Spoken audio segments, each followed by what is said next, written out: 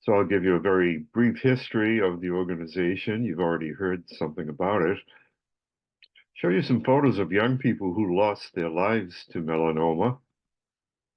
Talk about the three common skin cancers, focusing on melanoma because it's the most serious of them. Talk about the role of ultraviolet radiation in causing melanoma, and if time permits, be happy to answer questions. So the Melanoma Education Foundation in the US is a 501c3 nonprofit. We began officially in the year 2000, but unofficially about a year before then. Our focus is early self-detection and prevention of melanoma. You already heard about our school program, which began back in 1999, and our Rotary outreach, which began in mid-2022. These are photos of young people who lost their lives to melanoma. They vary in age from 11 years old to 36 years old. My son Dan was 26. Most cancers are thought of as being diseases of aging, but melanoma is an exception. It can strike at almost any age, from preteen to elderly. There are three common skin cancers: basal cell carcinoma, squamous cell carcinoma, and melanoma. The two carcinomas usually don't affect people much under age 40. They are usually not fatal. They mostly occur on chronically sun-exposed areas of the skin. And although they're common throughout the US and Canada, they're even more common in the US Sunbelt states. Melanoma is in a class by itself. You can develop it as young as preteen. If you don't find it early enough, it can be fatal. And it can occur anywhere on the skin, even areas that have never been exposed to sunlight. And unlike the two carcinomas, the incidence of melanoma in the northern US states and in Canada is not much different from that in most of the Sunbelt states. Basal cell carcinoma is the most common of all cancers worldwide, and it usually looks like a pink or a flesh-colored nodule. Often you can see cratering, which is apparent in this photo. The good news is they grow slowly and they're almost never fatal, but they can grow faster beneath the skin than above the skin, so you're better off dealing with them sooner rather than waiting. Squamous cell carcinoma is more serious. Usually looks like a dry, scaly, slightly raised red patch that either bleeds or has a scab, as this one does. They originate from a precursor lesion called actinic keratosis, which is very common in sun-sensitive individuals. Most actinic keratoses don't go on to become squamous cell tumors. These tumors usually do not metastasize like melanoma, but if they're located over or close to a vital organ, the tumor may grow, reach into that organ, and become much more serious. They usually grow at a slow to moderate rate, but when they're on the lips, they grow faster. Turning to melanoma, the American Cancer Society predicts over 200,000 new cases in the US this year, and that makes it more than 5 times as prevalent as new HIV/AIDS infections. The irony of that is that just about every US high school student graduates knowing about HIV and AIDS, but relatively few know about melanoma, in spite of the fact that it's much deadlier and that it can affect them while they're young. On average, somebody in the US loses their life to melanoma once every hour, and 25% of new melanoma patients are under age 40. From the mid-20s to the late 20s, melanoma is the most prevalent of all cancers, and in women under 39, it's second only to breast cancer. Some more bad news about it: your vulnerability begins early in life. It doesn't peak like some of the childhood cancers. It continues to increase throughout your life. The average onset age is 65 years, which is one of the reasons why we decided to extend our outreach to an older population. You can strike no matter how good your physical condition or health is, and no matter what your skin color is. Only 10% of new melanomas involve a family history. The other 90% don't. And usually there aren't any symptoms except the kind you can see until it's too late. Once it gets beyond the skin and into an internal organ, it's very often not curable. With all those dire features, there are two big redeeming features. First, it's the easiest of any cancer for you to find by yourself at an early stage. And if you find it early, it's all but guaranteed to be curable. Cure consists of going into a dermatologist or plastic surgeon's office, getting a shot of Novocaine, having the melanoma removed. And that cures you permanently without any need for chemo or radiation. But the key is, for that to work, you have to find it early. There are two kinds of risk factors for melanoma: the kind you're born with and can't do much about, and the controllable kind. Among the inherited risk factors, if you have 50 or more moles, if you have any large or irregularly shaped moles, and the more you have, the greater the risk, if you have sun-sensitive skin, or if you have a family or personal history of any kind of skin cancer. Very few of us don't have at least one of those risk factors, and many of us have multiple factors. Among the controllable risks, there are three that stand out. If you've had any blistering sunburns under the age of 20, just one doubles your lifetime risk of melanoma. Three or more increases your risk by a factor of 5. If you expose skin that's normally covered to strong sunlight, that's a high risk factor. And that's the kind of exposure that we tend to get in the more northern US states and in Canada, because we're indoors during the cold months of the year, protecting our skin, and then late spring and summer, we're outside, exposing that skin to strong ultraviolet radiation. The worst thing you can do to get melanoma is to use tanning beds regularly, and I'll speak more about that in a while. In general, the lighter your skin, the greater your lifetime risk of melanoma. It's highest in the white population, about 1 in 38, lowest in the black population, about 1 in 1,000. But anyone can get melanoma, no matter what the color of their skin is. Bob Marley was a reggae singer from Jamaica. He died of melanoma when he was 36. It began under the nail of a big toe, and before anyone knew what was happening, it spread to his brain. He died of melanoma tumors on his brain. More recently, Dr. Maturi, who was a breast cancer surgeon at Brigham and Women's Hospital in Boston, died of melanoma when she was 48.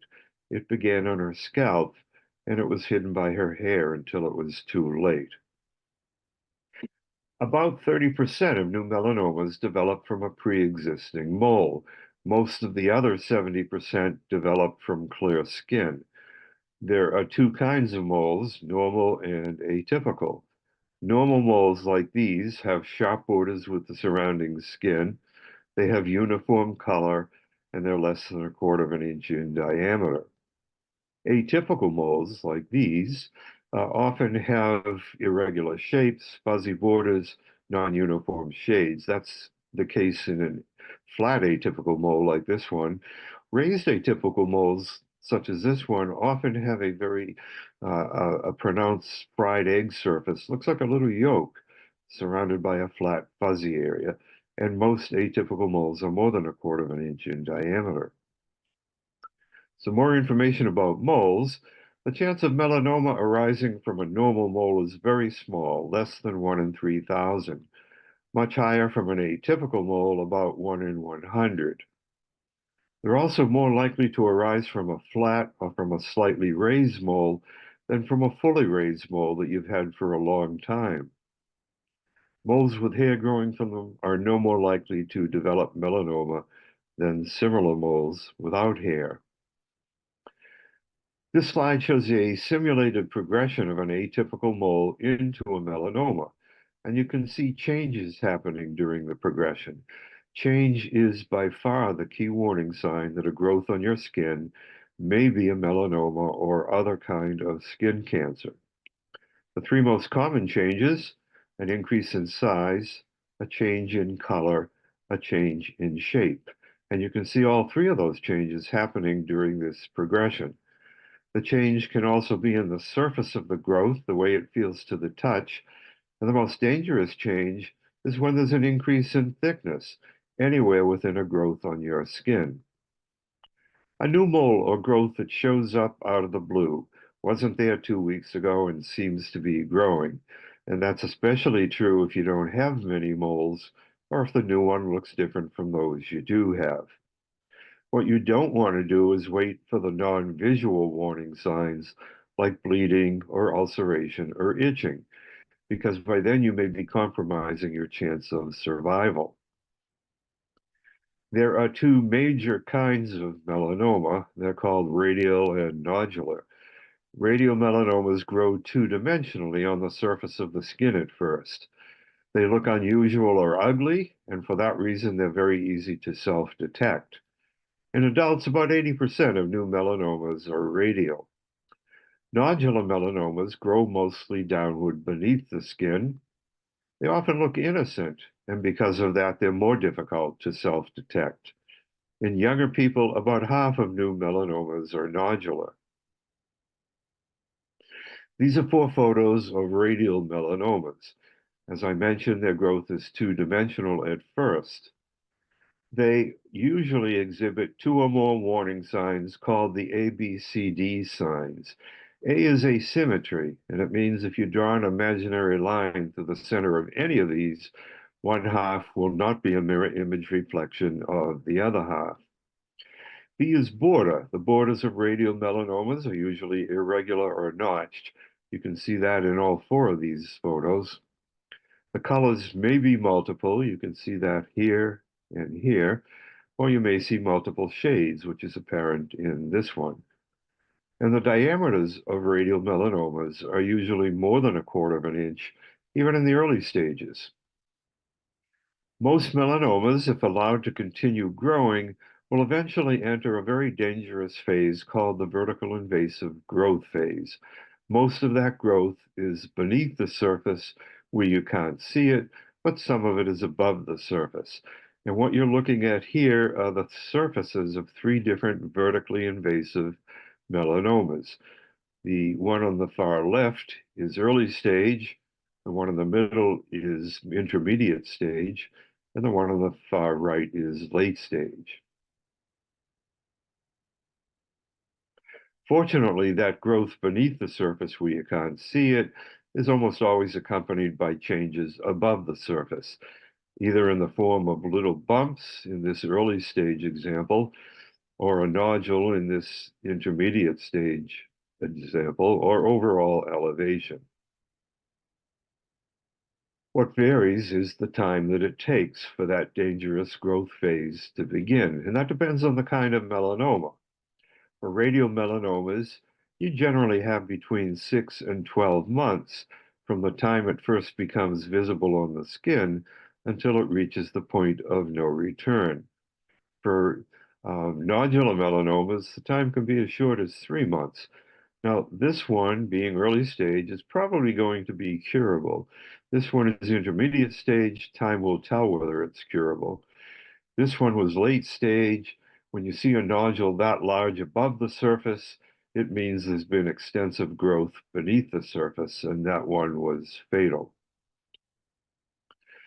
Radiomelanomas start in the thin outer layer of the skin, the epidermis, and when they're confined to that layer, they are 100% curable in a short outpatient visit.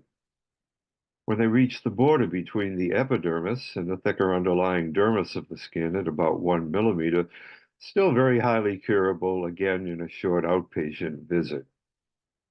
As the tumor grows and it reaches the midpoint of the dermis at about 2 millimeters, the prognosis becomes somewhat less certain. And when it reaches the deep layers of the dermis at 3 or 4 millimeters, the prognosis is not favorable. There are two reasons for that. First, as the tumor grows, it reaches a point where it begins to shed off malignant cells around it.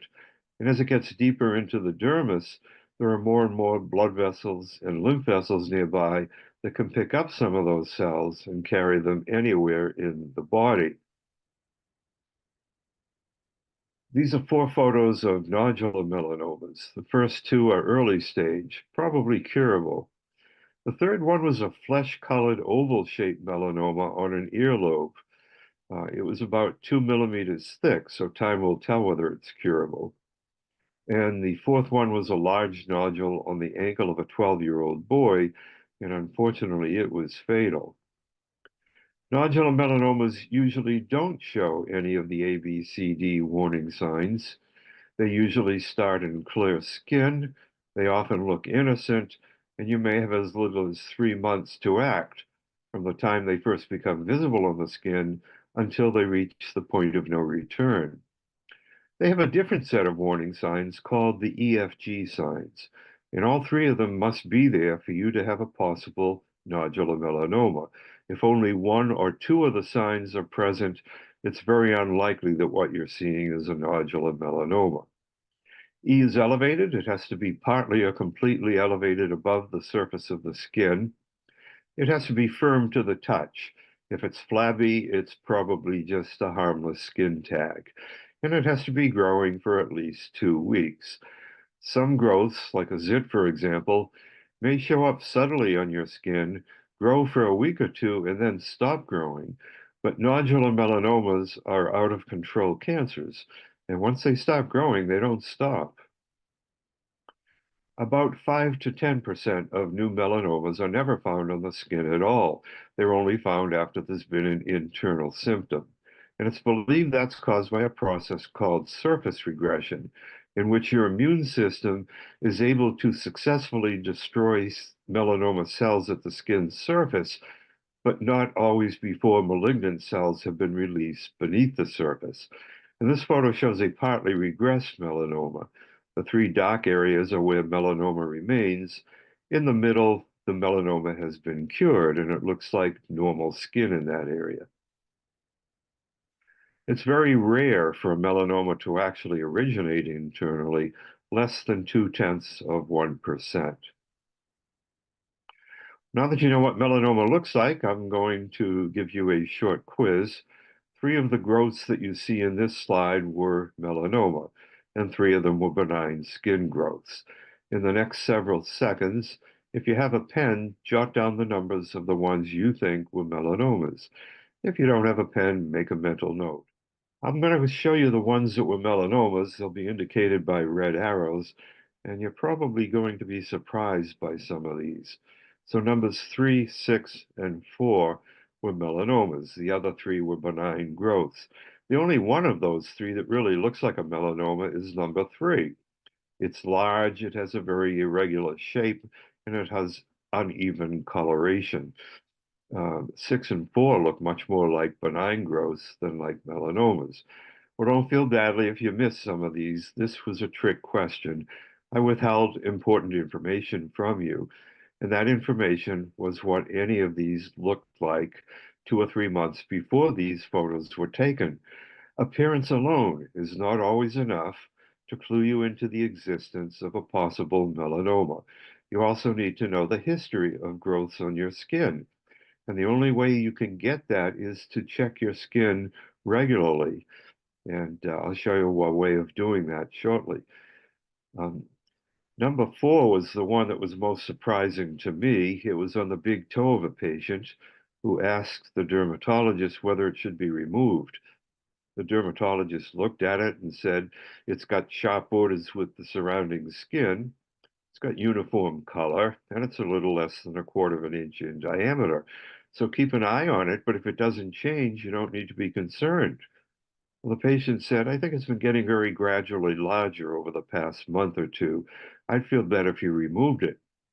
So the dermatologist removed it, and a week later, the pathology report came back, and sure enough, it was an early melanoma. Well, that brings up another important point, which is that you need to be your own advocate. If you have a growth on your skin that you're concerned about or suspicious of, never allow anyone or anything to prevent you from having it removed. We have a saying, when in doubt, have it out. And I don't know anyone who ever regretted following that advice, but I know a few people or their next of kin who regretted not following it. So where does melanoma occur on the skin? Well, basically anywhere. In white males, the most common location for new melanomas is the back, especially, the lower back especially. In white females, the most common location is the back of the lower legs. Those are areas that tend to get relatively little exposure during the cold months of the year, much heavier exposure in the late spring and summer. In darker skin populations, the most common location for melanoma is the feet, and to a lesser extent, the hands. That kind of melanoma is not caused by sun exposure, and it also affects the white population. So how do you check your skin to see if you have something that needs to be further examined?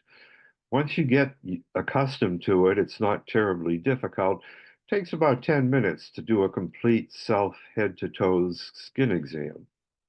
You need two mirrors, a large wall mirror in a well-lighted room like your bathroom, and a hand mirror with a long handle. And while you're facing the wall mirror, you begin by placing the hand mirror partly behind your head and neck. Then you move it very slowly, partly behind your back and lower body. You do the same thing on both sides of your body. And while you're moving the hand mirror, you look into the wall mirror to see what's being reflected from it. You may also need a hairbrush or a dryer to part your hair and check your scalp. And you're going to need a flashlight to illuminate poorly lighted areas of your body. The name of this game is to be thorough.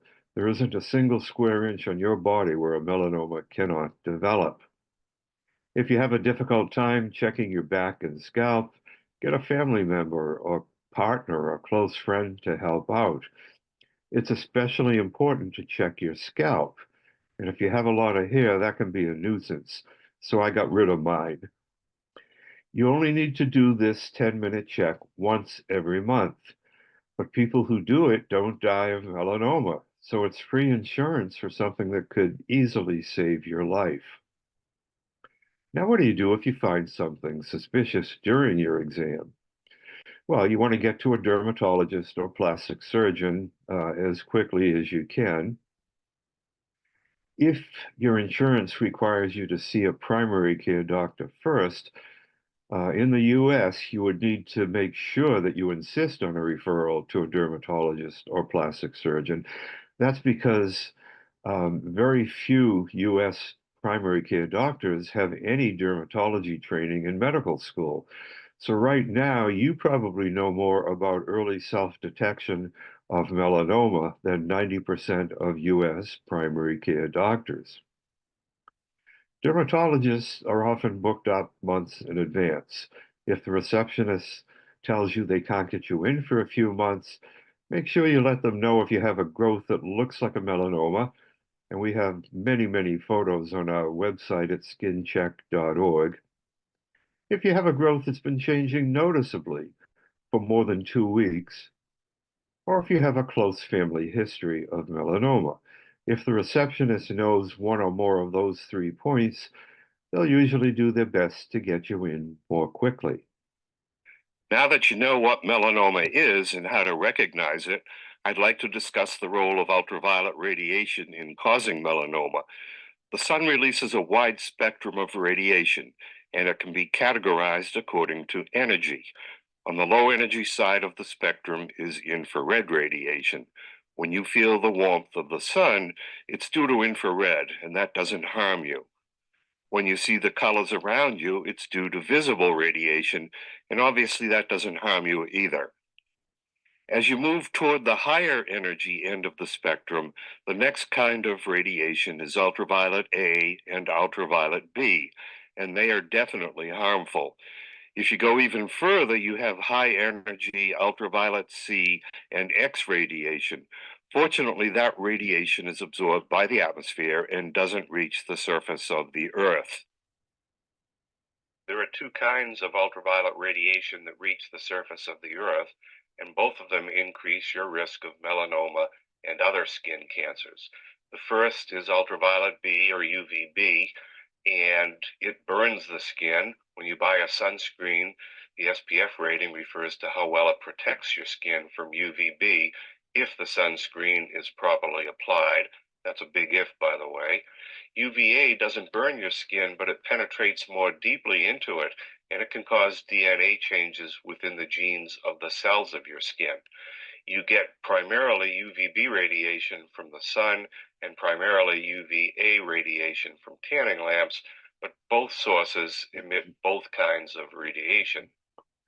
The worst thing you can do to give yourself melanoma is to use tanning beds regularly. And that's because the deep penetrating UVA radiation from tanning lamps is more than 10 times stronger than it would be from the same time in the sun. If you're under 35, every time you use a tanning bed, you're increasing your lifetime melanoma risk by 22%. And if you're under 30 and you use them 10 times or more in a year, you're increasing your risk by a factor of 8. What do you do if you want to get a natural looking tan but without harming your skin? There's only one option, and that's to use a sunless tanner.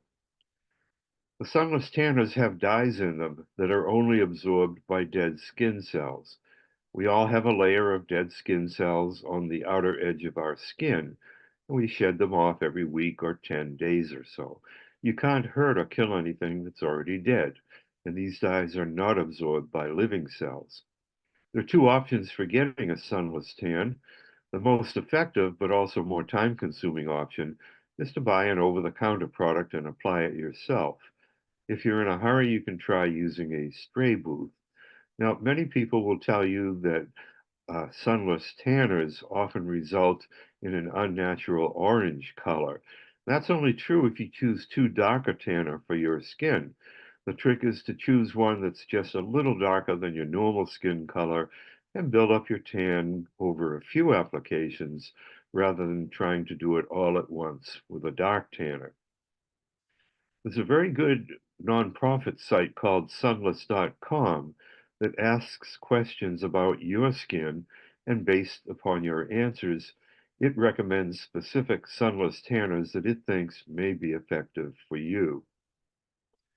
These photos show a young lady who has what we call type 1 skin, very pale white skin, never tans, burns on even slight exposure to sunlight. The bottom photo shows what she looks like after a few self-tanning applications. So how do you protect yourself from the sun? Not a good idea to depend on sunscreen alone. When you choose one, look for one that's labeled broad spectrum, because that has ingredients that protect against both UVA and UVB. If you're confused by reading all the ingredients in a sunscreen label, you can't go wrong by choosing one that has zinc oxide in it. Zinc oxide is a very good broad spectrum protectant, and it's not the old white zinc oxide that you may remember from a long time ago. It's what they call micronized zinc oxide, which is invisible, transparent, so you won't get a crazy looking white appearance on your face.